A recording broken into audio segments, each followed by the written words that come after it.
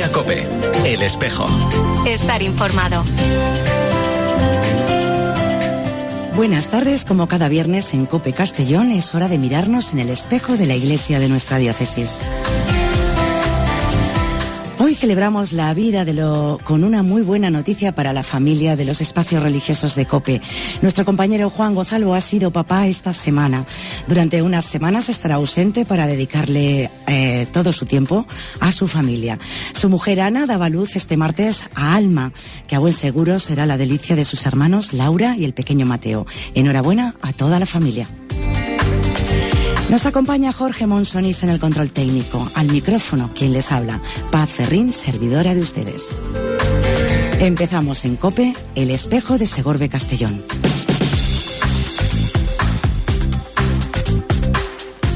Abrimos el espacio de noticias para conocer la actualidad informativa de esta semana en nuestra diócesis. La Semana Diocesana comenzaba este lunes en Nules con la celebración del primer retiro de sacerdotes de este 2023. La relación fraterna en el presbiterio ha sido el tema central de este retiro, que como está siendo habitual en este curso pastoral, está dirigiendo el sacerdote operario diocesano don Emilio Lavaniegos. La meditación principal partió de una cita de los Hechos de los Apóstoles para centrar la charla en el principio evangélico de la unión con Dios. Aseguró que la relación fraterna en el presbiterio es un medio y un fin. Un medio porque ayuda a traducir la vida del sacerdote en el Evangelio y un fin porque la fraternidad es un dato esencial del ministerio presbiteral. Abordó varios aspectos clave para fomentar esa relación fraterna. En este sentido se refirió a la espiritualidad sacerdotal, que consecuentemente supone comportarse como hermano, siguiendo el ejemplo de la familiaridad del mismo Jesús. Incidió en que la fraternidad no es posible si no hay perdón. Puso también en valor la importancia de vivir y actuar con la conciencia de construir una comunidad que es signo de toda la comunidad diocesana. En este sentido aseguró que todos ellos han recibido una misión que ha de estar dirigida al plan pastoral de la diócesis. Una común vocación y una común misión, dijo, constituyen la raíz profunda del ministerio y la espiritualidad sacerdotal. Los sacerdotes tuvieron la oportunidad de conocer los medios para construir relaciones fraternas, entre los que el padre Emilio Lavaniegos destacó la sensibilidad ante el hermano, actuar creando vínculos de caridad, oración y cooperación, y ayudar y dejarse ayudar. Les invitamos a unirse en oración por la unidad de los cristianos. Les recordamos que esta semana y hasta el próximo miércoles 25 de enero la Iglesia de Segorbe Castellón está celebrando el octavario por la unidad de los cristianos. La Semana de Oración por la Unidad de los Cristianos en nuestra diócesis arrancaba con una celebración el pasado miércoles por la tarde en la Iglesia Parroquial de Torreblanca. La comunidad parroquial de la Iglesia de San Bartolomé y hermanos miembros de la Iglesia Ortodoxa del Patriarcado de Rumanía se unieron a los sacerdotes de las diferentes confesiones. El objetivo de esta semana de oración nos lo ha explicado Nuno Vieira, delegado diocesano para las relaciones interconfesionales y el diálogo interreligioso. Tiene como finalidad crear ámbitos y espacios de comunión entre las iglesias ortodoxas, las iglesias protestantes y nuestra propia iglesia, la Iglesia Católica. Entonces, en ese sentido, es una reunión de hermanos y que siempre es muy, muy interesante, ¿no? Durante una semana, dedicarle al año una semana para que juntos pidamos al Señor el don y la gracia de la unidad, que este año tiene por tema hacer el bien y busca la justicia. La predicación de esta primera celebración corrió a cargo del párroco ortodoxo de Castellón, don Nicolae Ionita. Durante la misma puso en énfasis que Cristo nos ofrece la compasión como único requisito para la salvación y la ayuda ofrecida sin condiciones a los que pasan por pruebas difíciles. Del mismo modo aseguró que seremos juzgados por cómo actuemos con los demás. En el prójimo es donde está Dios. Durante toda esta semana se van a celebrar diferentes actos a partir de los materiales que han preparado en esta ocasión desde las iglesias cristianas de Minnesota en Estados Unidos y que ha coordinado el Consejo Mundial de las Iglesias. La clausura de esta semana será el próximo miércoles 25 de enero con una celebración que tendrá lugar en la Catedral de Segorbe, Iglesia Madre de todos nosotros y centro neurálgico de la comunión en este año jubilar diocesano. Los sacerdotes que conforman el grupo de clero joven han celebrado su encuentro mensual. La reunión tuvo lugar ayer jueves y en la misma participaron los sacerdotes que han sido ordenados hace menos de 5 años. Como suele ser habitual, se sumó también el obispo por ser una oportunidad para confraternizar e intercambiar impresiones respecto al ejercicio del ministerio sacerdotal. En esta ocasión, los sacerdotes tuvieron la oportunidad de profundizar en los problemas psicológicos que más afectan en el momento actual a la sociedad en general. La psicóloga valenciana María Duarte fue la encargada de la charla en la que se advirtió a los sacerdotes respecto a las dificultades a las que se pueden quedar expuestos como sacerdotes en el trato con fieles que pudieran estar atravesando algún episodio psicológico. La conveniencia de esta charla es muy positiva para David Vázquez, vicario parroquial en Benicàssim y secretario del Clero Joven. Eso nos podría ayudar a estar atentos a estos peligros por la vida que llevamos y también pues para ayudar a los demás si hay alguien que se encuentra en una situación así, porque hay mucha gente con tantos problemas psicológicos hoy en día que no está de más formarnos un poquito en estos temas, yo qué sé, depresión, soledad, pero hay mucha gente que ya padece todos estos problemas psicológicos. Entonces nosotros también, aparte de para cuidarnos, pues para poder ayudar a otros a tenerlo en cuenta y poder estar ahí con estas personas y poder ayudarles un poquito, ¿no? El objetivo de estas reuniones es ayudar al clero joven a introducirse gradualmente en la vida sacerdotal y en la vida apostólica de la diócesis, desde el aspecto espiritual, intelectual y también pastoral. Se trata de un soporte para atender la misión, para que en estos primeros años de ejercicio ministerial dispongan también de estos espacios de formación que tienden a favorecer la relación con la Iglesia, con la feligresía. Semana de celebraciones en nuestra diócesis de uno de los santos más querido y venerado. Nos referimos a San Antonio, uno de los santos más populares de la iglesia de Segorbe, Castellón. Su figura está ligada a la protección del ganado y de los animales domésticos, pero su importancia en la vida de la iglesia va mucho más allá, pues se le considera el padre del monacato.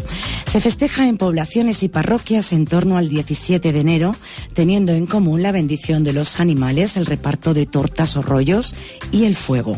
Muchas son las capillas y ermitas dedicadas al santo en nuestra diócesis. También es el patrón de varios municipios como Benicàssim o Betxí. La primera de las celebraciones es la de Coves de Mir Romà o Llucena, mientras que Culla, por ejemplo, conserva la tradición de festejarlo en el mes de abril.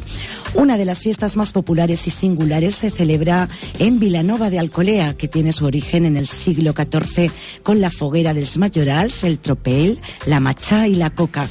Y en Vilafranca la fiesta se conoce como Sant Antoni el Vell o del Portal, que arranca con la celebración del Día del Strongs, en la que los vecinos salen al monte con las caballerías para hacer acopio de troncos para construir la barraca que será encendida el tercer sábado de enero tras la ronda y la representación de la vida del santo. Y en esta semana de celebraciones religiosas no nos podemos olvidar de la que se ha vivido en la localidad de Xilxes. Cada 18 de enero se celebra en el municipio la fiesta del hallazgo de la venerada imagen del Santísimo Cristo de la Junquera, patrono principal de la población. La fiesta viene precedida del solemne novenario que se celebra en la parroquia y en el que participan numerosos devotos del Santísimo Cristo. Como es tradición, el pasado miércoles se celebró la solemne Eucaristía para conmemorar esta efeméride. El párroco don Antonio Sanfélix anunció la celebración de un año extraordinario para conmemorar el cuarto centenario del hallazgo de la imagen del Santísimo Cristo de la Junquera, que se va a prolongar hasta el 18 de enero de 2025. Nos acercamos al cuarto centenario, por eso ya hemos anunciado que la parroquia va a vivir este tiempo de gracia, preparándonos a esta efeméride como una oportunidad para revitalizar nuestra fe, nuestras raíces cristianas y seguir sembrando el Evangelio en el corazón de todos los chilcheros y los que viven en nuestro pueblo. La parroquia va a crear una comisión para organizar este extraordinario acontecimiento con la colaboración de todas las cofradías, asociaciones y demás entidades de la población, como ocasión única de legar a las generaciones futuras el gran tesoro de nuestra fe cristiana. Terminamos con la previsión de actos para este próximo fin de semana en nuestra diócesis. La Iglesia convoca al conjunto de fieles de la ciudad de Castellón para mañana sábado en la Catedral de Segorbe. Los arciprestazgos de Castellón, en comunión con nuestro obispo, celebrarán el año jubilar diocesano. Los fieles de las parroquias de Castellón, junto a sus respectivos párrocos, así como a movimientos eclesiales, cofradías y asociaciones de fieles, peregrinarán a la Santa Iglesia Catedral. Como suele ser habitual, la celebración arrancará en la capilla del Seminario Diocesano de Segorbe, desde donde, cumpliendo con los ritos de la peregrinación, saldrán para cruzar la Puerta Santa y, haciendo parada en la pila bautismal para renovar el bautismo, se dirigirán hacia el sagrario en signo de adoración y como paso previo a la solemne celebración de la Eucaristía. En Mediodía, El Espejo. COPE, estar informado. La carta semanal de nuestro obispo supone una preciosa reflexión sobre la palabra de Dios. Don Casimiro nos invita a celebrar este domingo con la mirada y la escucha centradas en la Sagrada Escritura. Nos recomienda además el método de la Lectio Divina, que nos ayuda a leer, meditar y vivir la palabra de Dios. Escuchamos a don Casimiro López Llorente. Queridos diocesanos, este tercer domingo del tiempo ordinario celebramos el Domingo de la Palabra de Dios con el objetivo, entre otros, de conocerla mejor y divulgarla más, como señaló el Papa Francisco al instaurar este día en el año 2019. El Papa desea que esta jornada haga crecer en el pueblo de Dios la familiaridad religiosa y asidua con la Sagrada Escritura. La palabra de Dios ocupa en efecto un lugar central en la vida de la comunidad eclesial y un papel decisivo en la vida espiritual de todo cristiano en los diferentes ministerios y estados de vida. La Sagrada Escritura es la palabra escrita de Dios vivo, no pertenece al pasado sino al presente. Dios nos sigue hablando en la Escritura. En su origen y raíz está el deseo de Dios de comunicarse a la humanidad. Dios nos abre su corazón y designio, nos muestra su rostro, nos ofrece su amistad y nos invita a compartir con Él su misma vida en su Hijo, la palabra encarnada. Dios mismo es quien nos habla y quiere suscitar nuestra fe, provocar nuestra conversión y liberarnos de nuestras esclavitudes.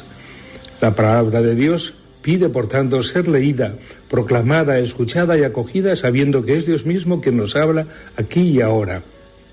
El Sínodo de los Obispos del año 2008, dedicado a la palabra de Dios en la vida y en la misión de la Iglesia, insistió en la necesidad de un acercamiento orante al texto sagrado y propuso para este fin especialmente el método de la Lectio Divina. La gran tradición de los santos padres de la Iglesia ha recomendado siempre acercarse a la Escritura en diálogo con Dios. Como dice San Agustín, tu oración es un coloquio con Dios. Cuando lees, Dios te habla. Cuando oras, hablas tú a Dios.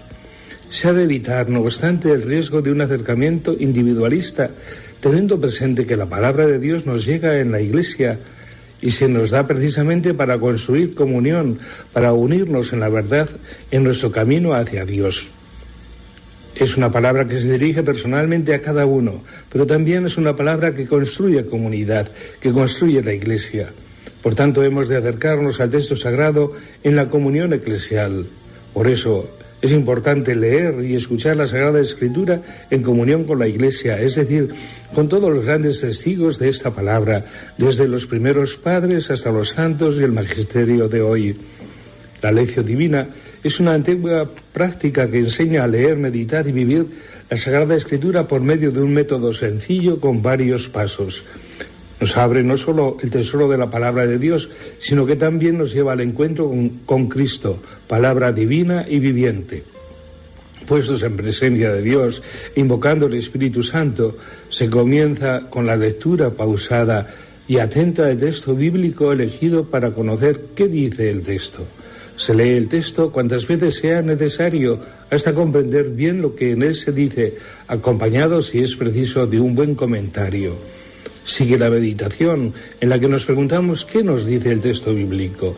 Cada uno personalmente debe dejarse interpelar y examinar por la palabra, pues no se trata ya de considerar palabras pronunciadas en el pasado, sino en el presente. ¿Qué me dice Dios con este texto?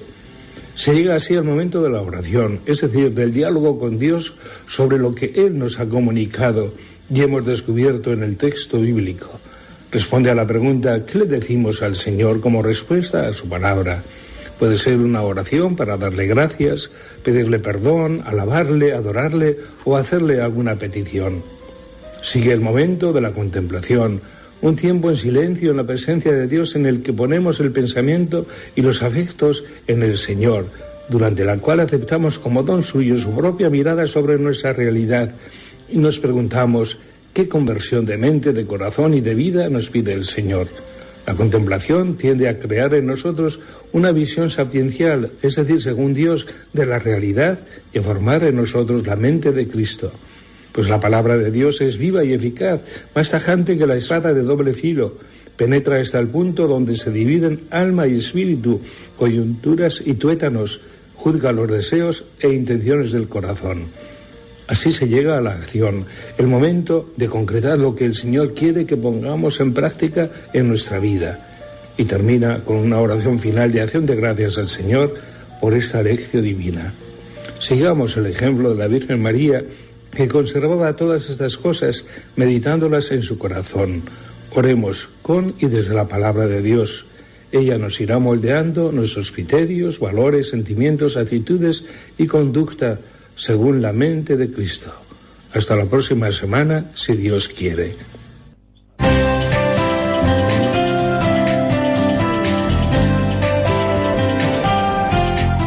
Recogemos la invitación de don Casimiro de celebrar la palabra de Dios. Lo vamos a hacer en este espacio de la entrevista, profundizando en la presencia de Jesucristo en el contexto de la comunicación digital. Y es que el mundo evoluciona y Jesús y su palabra se hace presente también en las redes sociales. Para conocer un poquito más al respecto, hoy vamos a charlar con Cristina Corredera. Es profesora de periodismo en la Universidad CEU Cardenal Herrera y se está especializando también en comunicación transmedia. Cristina, gracias y bienvenida. Tú que te mueves en el entorno de las redes sociales, ¿cómo de presente está Jesucristo en el contexto digital? Buenos días, Paz. Gracias a vosotros. Es un placer estar en COPE. Pues mira, yo diría que cada vez más, la verdad, especialmente desde la pandemia. En general, en la pandemia las redes sociales han sido una revolución, pero es una muy buena noticia para todos nosotros que el mensaje de Jesús se haya sumado a esa revolución y a esa presencia y cada vez de una forma mayor y más notable.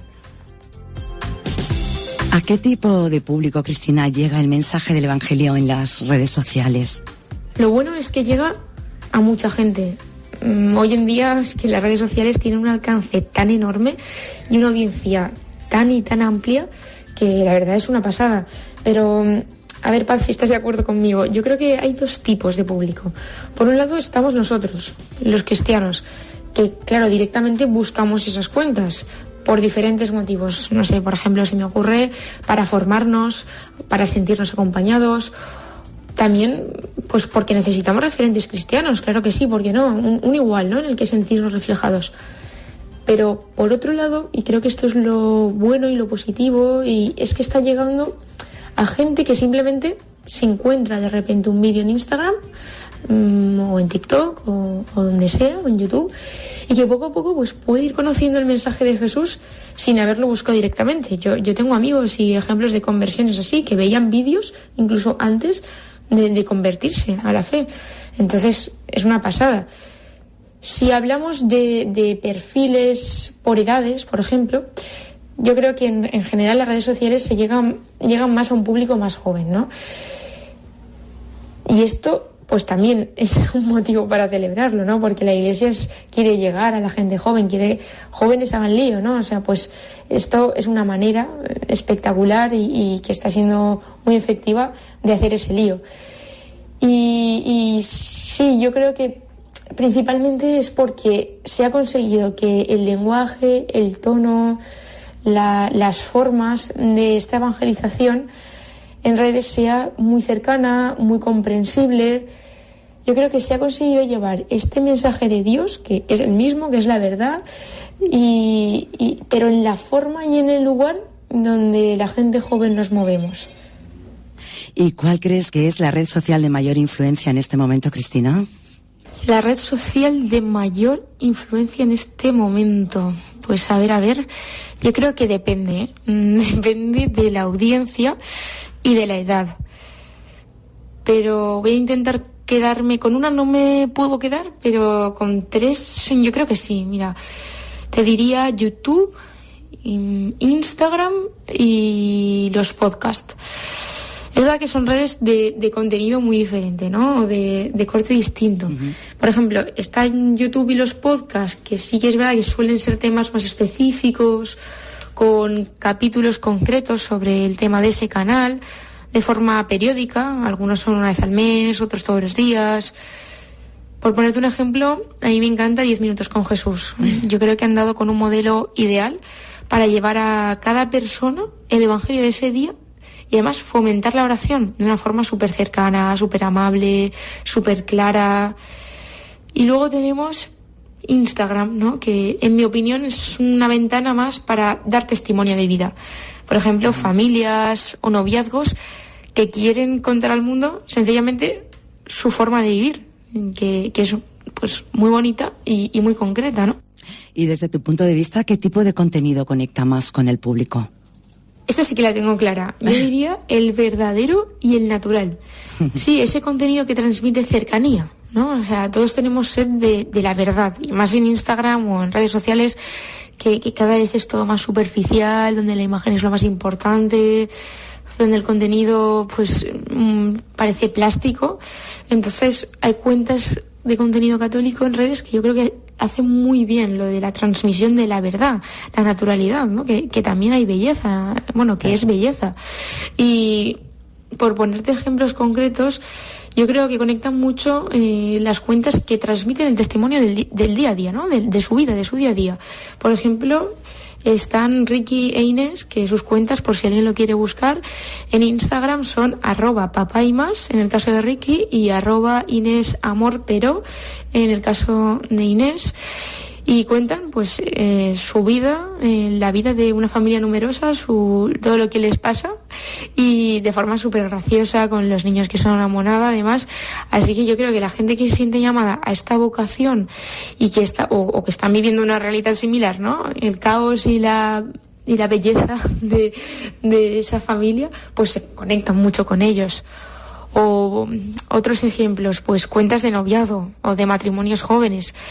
Por ejemplo, pues Tere García y Antonio, que se acaban de casar hace muy poquito, o @princespequitas, o Miri, que es @ con la MD, son un reflejo de ese amor puro, luchador, entregado, servicial, joven, que todos buscamos y que todos anhelamos.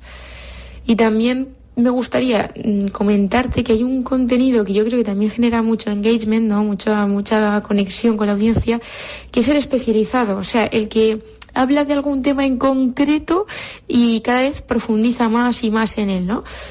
Por ejemplo, está Pachi Bronchalo, que es un sacerdote que se ha especializado muchísimo en un tema delicado como es la pornografía y tan necesario de abordar y de dar voz.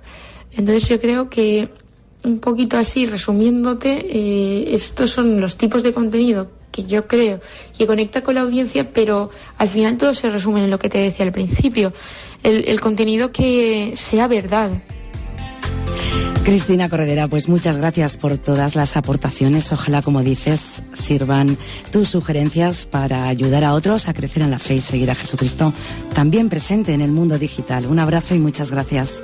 Muchas gracias, Paz. Ha sido un placer estar aquí en COPE con vosotros.